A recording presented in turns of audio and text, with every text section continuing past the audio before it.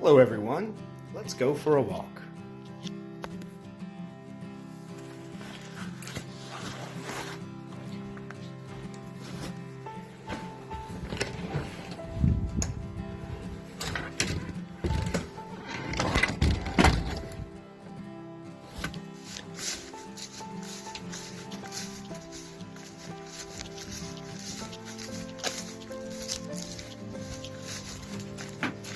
Meet Samson. Hello, Samson.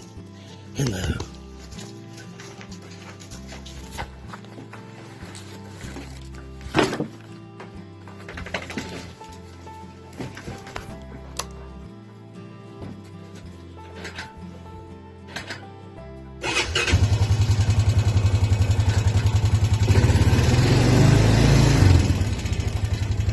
Meet Valkyrie in brown and Iris in lighter brown.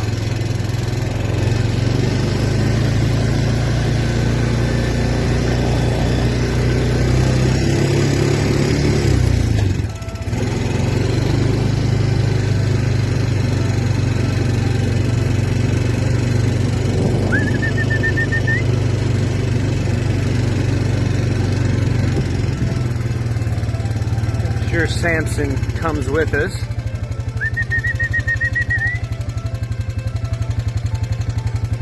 Where is Samson? This was with us.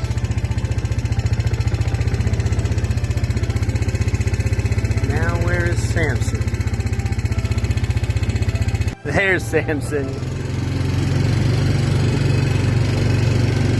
There he is.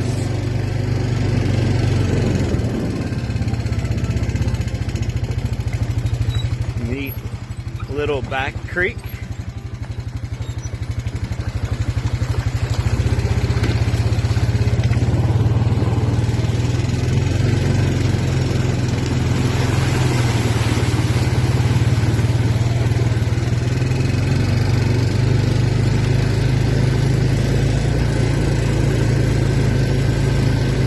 And this is the farm I grew up on.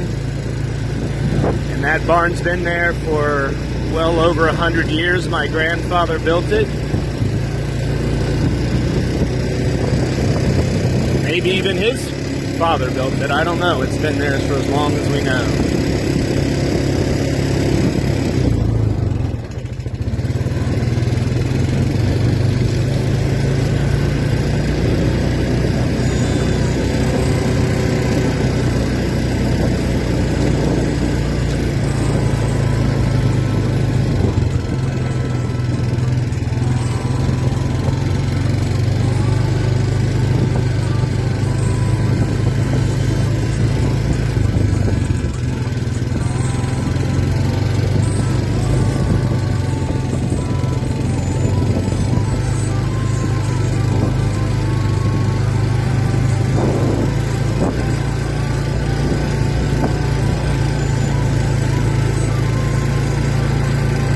Apple tree.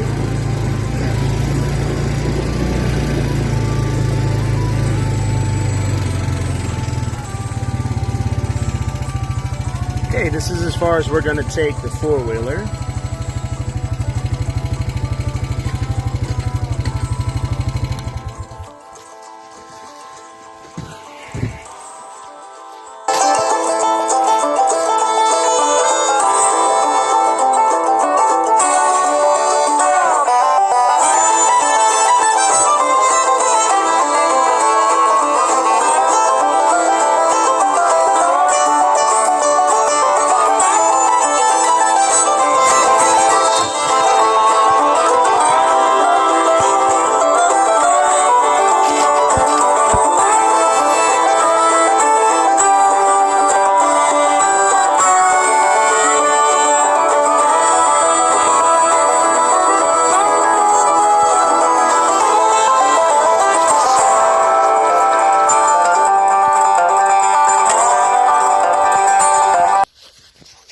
So the topic today is those places in nature, or what we call the woods, is the places that make you feel something, makes you feel different.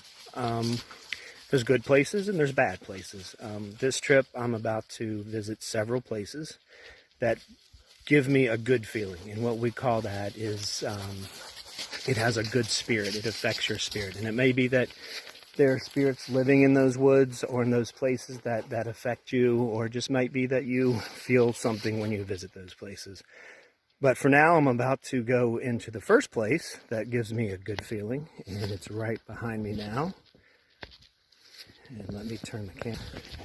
And that's that little grove of what looks like oak, some hickory, some ironwood. And I'll tell you why that I feel like a good spirit when I feel it. First of all, there's like a nice balance of water. As you can see there's a little tiny stream that comes out of the mountain. Right there, it just happens to be flowing right now. There's a slight little rise up. As you can see, it's like a little tiny, little hill, and up there it's kind of flat. And beyond that, I don't know why I get a good feeling from it, but I do. I feel that there are spirits that live in this little grove of trees. As a kid, I would come here and we would play a lot, build forts, just basically share the good feelings that we had with this little grove. You see the creek comes down out of the mountain, the stream comes down out of the mountain, it kind of circles it a little bit. And these streams only flow when it's flooding, so when all the mountain, when all the rain comes down out of the mountain, it funnels through these little creeks, and most of the time they're not running there, and they run when it's a strong rain or something like that. So this is the first grove that has always had good spirits to me, something that's always affected me. And as I said earlier, I can only say that it has some kind of a spirit living here that affects me. This mountain that we're about to climb also, I think, has spirits. It's always been the mountain that we've always climbed. That what you see right there is called a false summit. There's plenty of mountain behind that, as you'll see. But that's what we got to go up. And I don't think I'm the only one that feels that about this mountain. I know there was an old hunter here that had his ashes spread out over this mountain. And when he made the request, he said that it spoke to him. He said the mountain just spoke to him, and that's where he wanted his ashes to lie. So I'm not the only one. And with that being said, let's start climbing the mountain.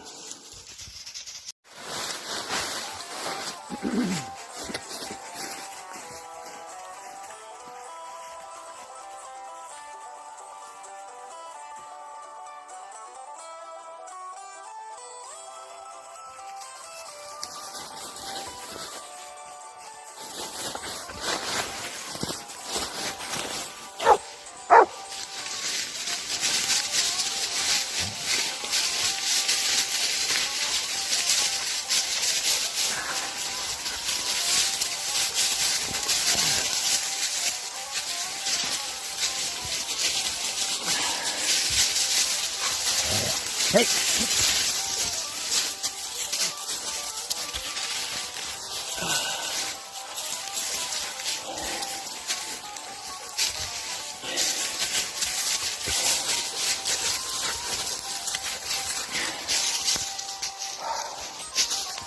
Oh, this is hard. This is hard. I'm only going up maybe 50 feet. And I'm already out of breath.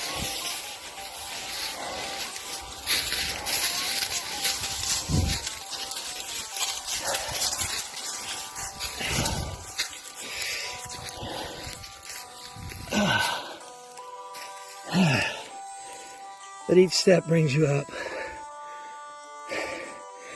5 or 10 feet. So as you can see, about a minute of climbing, you're already up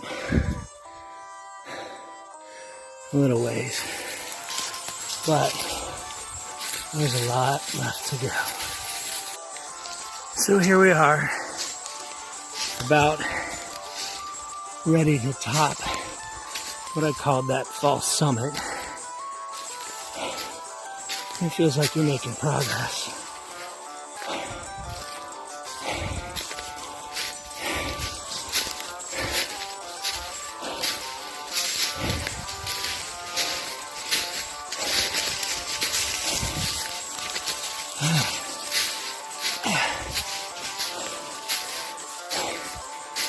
And you get there,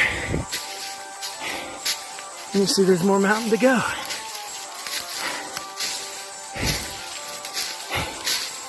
But I get a little bit of a little flat top. It's a little bit flat to walk on. And here you can see what we've already climbed. Still not at the top. There's some similar mountains of similar height across the valley.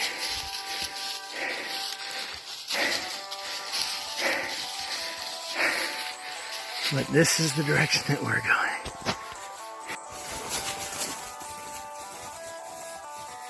One quick thing that I want to say is you see these plants here? Let me get out of the sun. These are evergreen. They never lose their leaves, even in the winter, which is unlike most of the plants around here. But as you can also see, there's no leaves below about my shoulder height. It's because these plants basically feed the deer population all year round when there's no grass or anything like that and there's snow covered. You can always reach these leaves as long as they can reach up high enough. So, as you can see, all the trees that are like that, all the shrubs are like that, have trees, but only above a certain line where the deer can't get to them in the winter.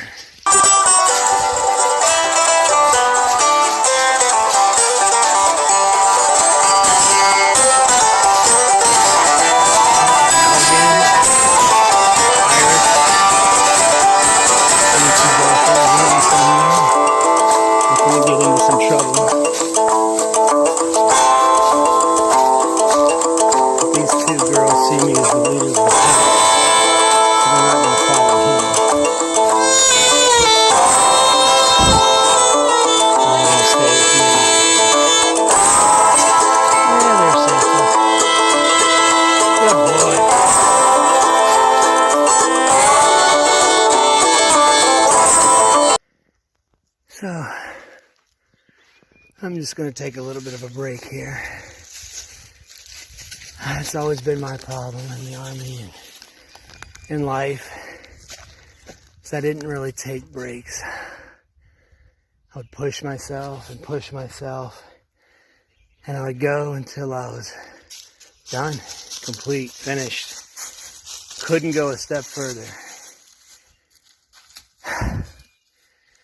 And I know if I'd have just, along that journey, taken a minute, 5 minutes, 10 minutes, just to relax, just to catch my breath, just to enjoy that specific moment and let my body catch up with my mind, that I could have gone further.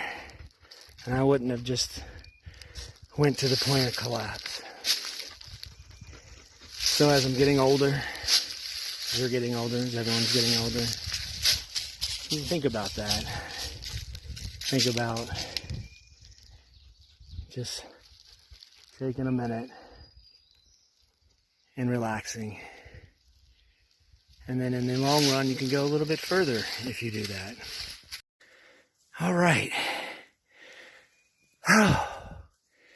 So after 10 more minutes of walking, I've come in sight of the tree that I feel has some good spirits. And I've always felt like this. And I can see it, so I'm happy that it's still standing. It was an old tree even when I was a kid. In a second, I'll turn the camera around so you can try to catch a glimpse of it. Here you go. So I don't know if you can see it. I'm trying to... It's right there. You can see how it comes up out of the ground and then moves out over and then grows up. Kind of like a horse's back.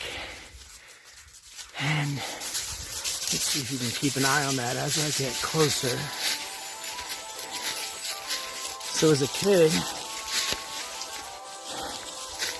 there's a grapevine, a wild grapevine that grew up to the top of it.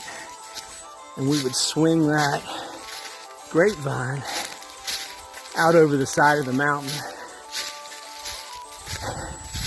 And that would be great fun to us as a kid. I don't know if today's kids would find that fun or what, but we did.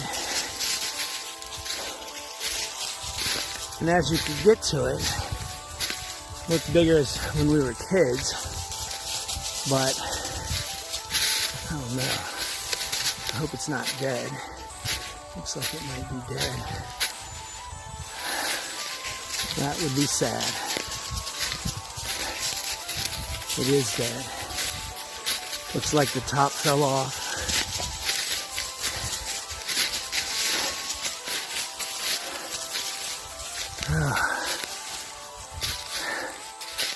It's a sad moment for me. Let's go up, see what it looks like.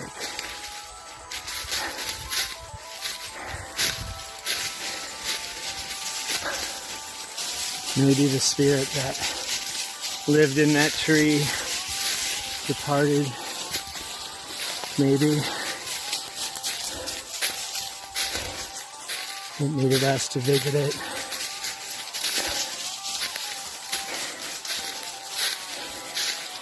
Maybe it just was his time.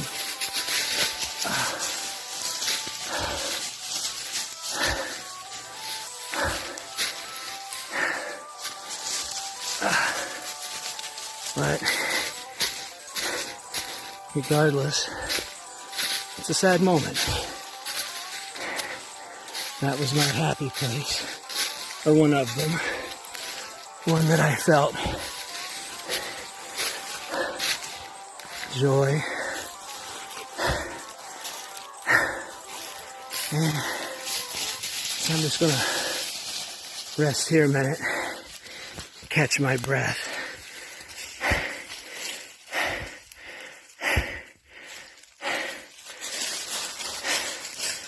So, I guess this is a good lesson for me, that nothing lasts forever. Even places that bring you joy, maybe especially the places that bring you joy, maybe those places are the ones that burn out the quickest. A candle that burns twice as bright burns half as long. Maybe it used up all of the energy to make little kids laughing and swinging and climbing happy. And when that purpose was over, its purpose was over.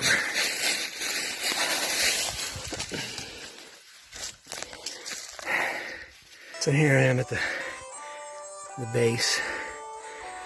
Don't know how far I should climb up on this. I don't think everybody knows that I'm afraid of heights, so I'm not a kid anymore. We would walk right out over top of that.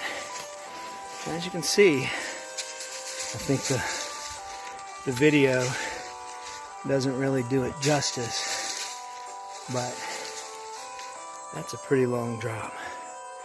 We're up pretty high.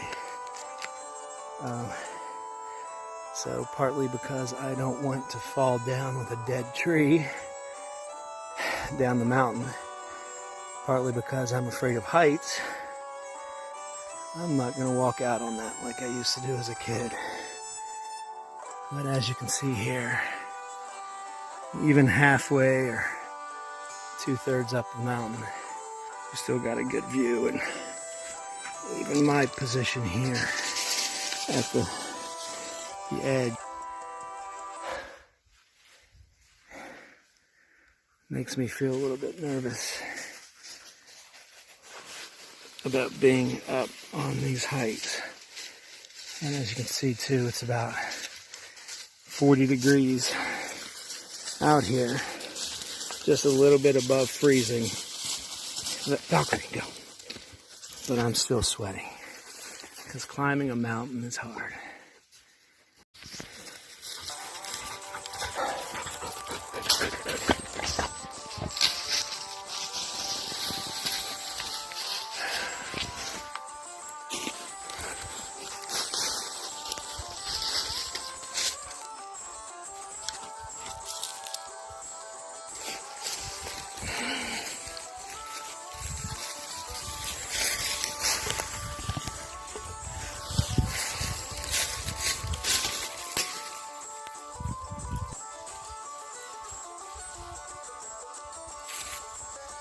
Oh, I wish I could run up and down the mountains like that.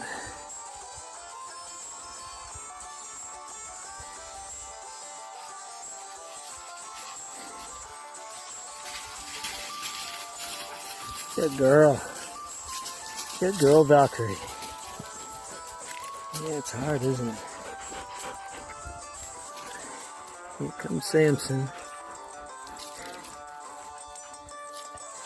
So I think when I come down, I'm going to walk down that little stream bed just so you can get a look at what a gully looks like. You've already seen the side of the mountain.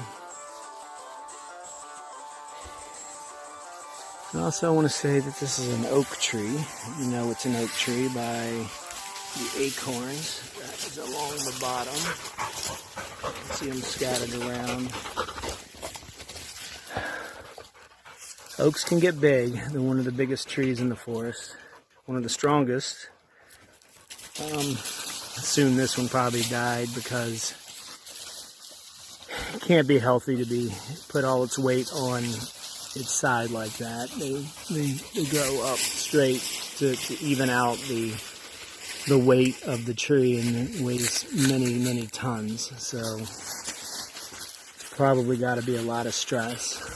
So the good news is the other twin oak that shares a base seems to be alive and well. And that's nice. That at least makes me happy, even if this is a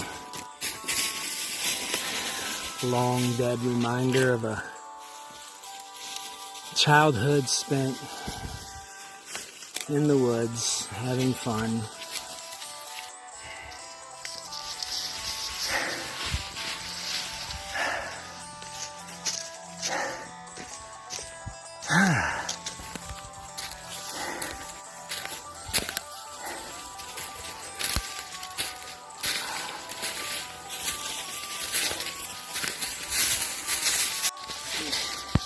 That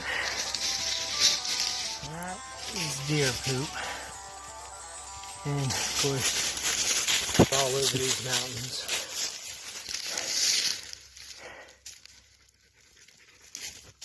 As do coyotes, bears, raccoons, skunks, opossums, squirrels.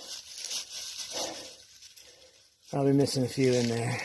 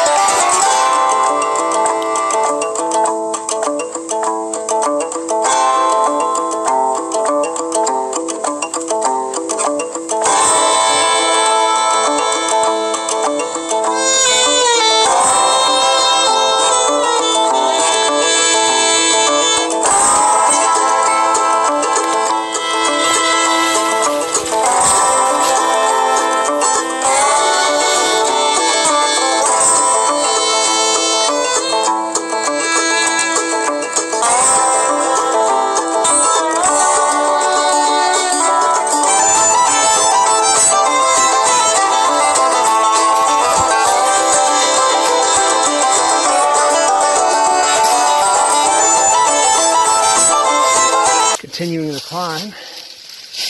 It's finally come to the altitude at which this plant that I want to show you grows. And let me turn. There it is. I think everyone here knows that plant.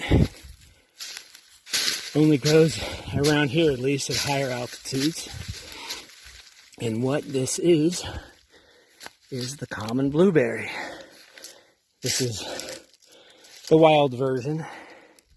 So the blueberries are pretty small. Probably wouldn't be much of a meal to a bear, or a deer, or a raccoon. But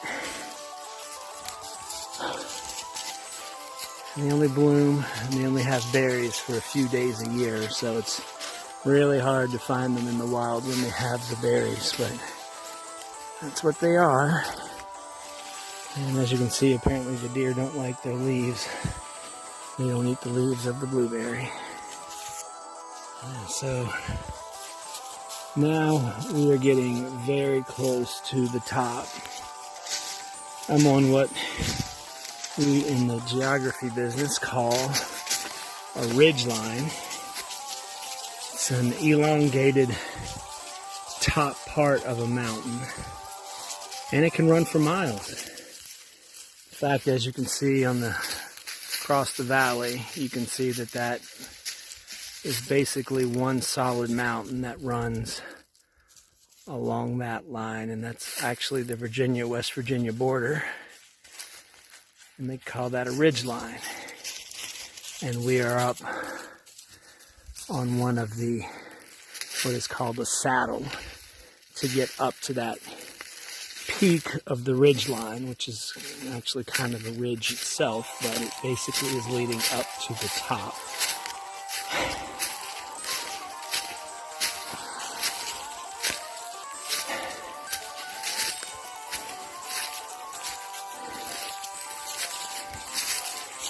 Looks like the trail's been worn by deer, probably animals, game, maybe even some hunters. But it's a common route for animals and people to walk.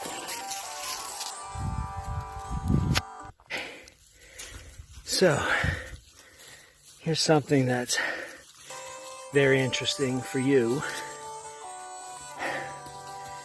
This is something I've known, something that I've always found interesting, but I think it'll be a shock for you to see it. So, clearly we're at the top of a mountain, right? But yet here I find this rock. I don't know how well you can see it, the sun coming in and the shadow of it. But if you take a look, let me try to find it. I'll break it apart. You can see there's little indentations. And what that actually is little seashells. And let me see what happens when I break this apart. You can see it a little bit more clearly than that. Watch out. Move. Move.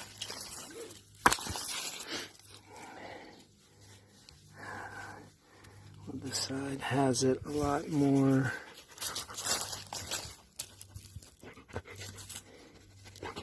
And you can see it's only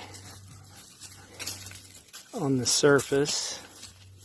We'll try to break it again, see what you can see. Watch out. Move.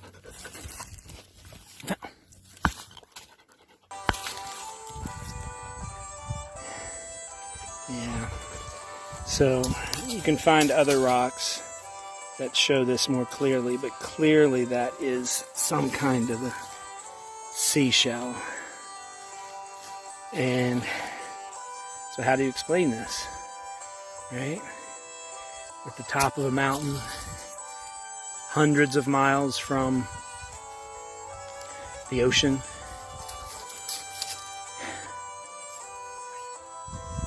Literally hundreds of miles from the ocean. So this whole area once was a sea. It was the ocean. And then plate tectonics collided and pushed us all up from the sea and eventually up into the mountains. But as you can see, that there's evidence and fossils that this was once part of the ocean. This just shows you how much things can change in a million years. And I just showed you earlier with the tree that I used to visit as a child, even things can change in 20 years. So I'm going back now. It's been a pleasure to take you on this journey with me. I hope you learned something, and I hope you enjoyed the videos. And I'll exit with a look at what it looks like going down, which is a lot faster than going up.